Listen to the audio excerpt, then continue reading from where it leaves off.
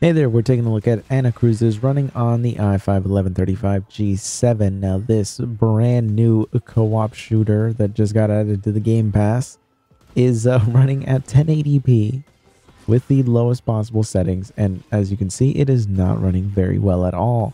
The frame times are abysmal. Those 1% lows are just a travesty, and the average of 26 would honestly be more playable if it wasn't for those 1% lows being absolutely brutal. So 1080p is completely out of the question for this chip, as is always the case for the most part, especially for a brand new game.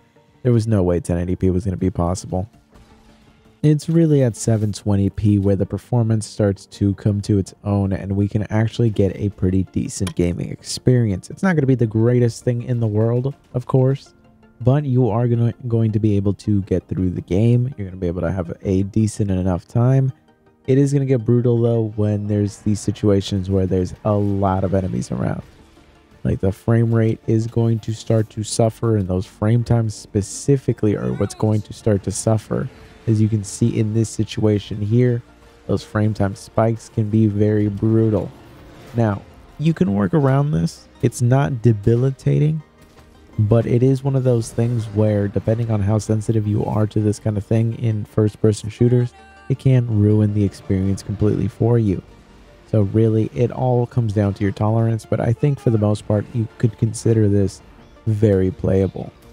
It's unfortunate that we don't get any FSR support in this game, because I think FSR would have let us actually reach a pretty consistent 60 FPS average. It does have DLSS though for those that do have an RTX graphics card, though.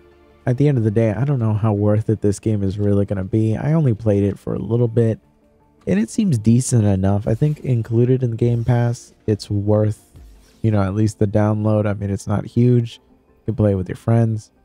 Probably get a nice little game night or two out of it with your friends, but outside of that, I don't know if it's going to be worth actually purchasing this.